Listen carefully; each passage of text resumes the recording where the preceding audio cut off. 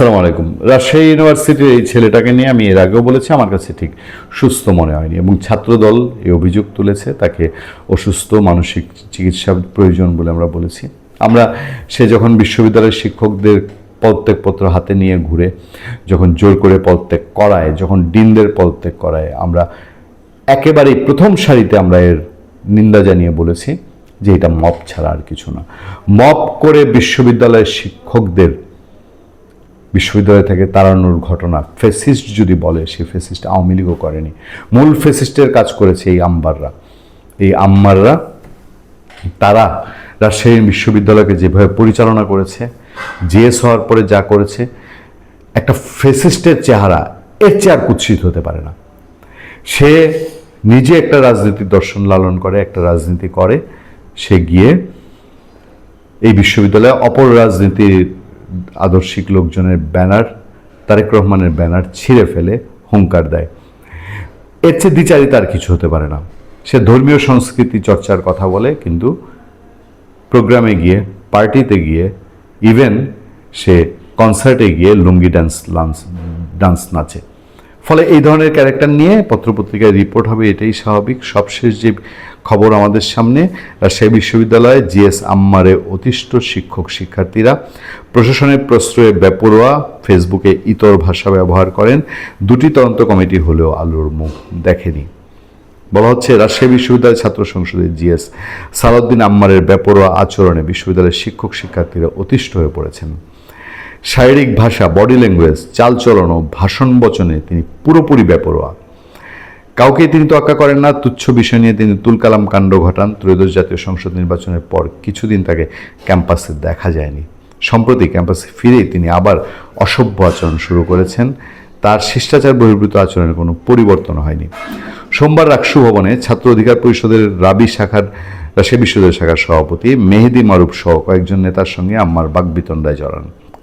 নিজ চেয়ার ছেড়ে তিনি কয়েকবার লাফিয়ে ওঠেন। নিজস্ব স্টাইলে তিনি তাদের শাসান। ঘটনার পরপরই সামাজিক যোগাযোগ মাধ্যমে রাকসু জিএস আম্মারের এমন দুর্বিনীত আচরণের ভিডিওটি ভাইরাল হয়।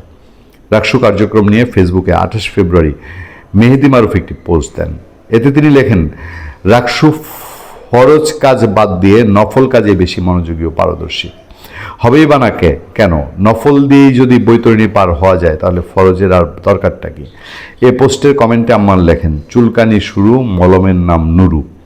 এরপর সোমবার দুপুরে কয়েকজন নেতাকর্মীকে নিয়ে মারুফ রাকসু ভবনে জিএস আম্মারের দপ্তরে যান। আম্মারের কাছে তারা জানতে চান তাদের নেতা, গণ অধিকার পরিষদের সভাপতি ও প্রতিমন্ত্রী নূর হক নুরুকে নিয়ে তিনি কেন এমন পোস্ট দিয়েছেন। এই ভিডিওটা সবাই আপনারা দেখেছেন। প্রতিবাদের মুখে কিছুটা বেকায়দায় পড়ে ঘটনাটি পুরোপুরি অস্বীকার করে আম্মার। অধিকার পরিষদের সভাপতিকে উদ্দেশ্য করে ফেসবুকে তিনি এটা লেখেননি। অন্য কোনো নূরকে উদ্দেশ্য করে তিনি লিখেছেন। এক পর্যায়ে আম্মার উত্তেজিত হয়ে পড়েন। পরিষদের নেতাদের সঙ্গে তিনি তুমুল বাকবিতণ্ডায় জড়িয়ে পড়েন। এ সময় আম্মার সবসুলভ ভঙ্গিতে তর্জনী উঁচিয়ে চেয়ার ছেড়ে লাফিয়ে ওঠেন। প্রতিপক্ষকে তিনি বারবার হুমকি দেন। তো এই বিষয়টা তখন খুবই চারদিকে সোশ্যাল মিডিয়ায় হুলস্থুল ফেলেছে। শিক্ষক শিক্ষার্থীদের সঙ্গে কথা বলে জানা গেছে, আম্মারের কর্মকাণ্ডকে স্বাভাবিক বলে গ্রহণ করা যায় না। ফেসবুকে তার একটি বট বাহিনী সক্রিয় আছে। তার অসভ্য শিষ্টাচার বহির্ভূত আচরণের প্রতিবাদ কেউ করলে তার উপর বট বাহিনী ঝাঁপিয়ে পড়ে। এই বট বাহিনীর হাত থেকে শিক্ষকরাও রক্ষা পান না। সাইবার হেনস্থার ভয়ে কেউ কিছু বলতে চান না। সিনিয়র শিক্ষকরা ক্ষোভ প্রকাশ করেছেন।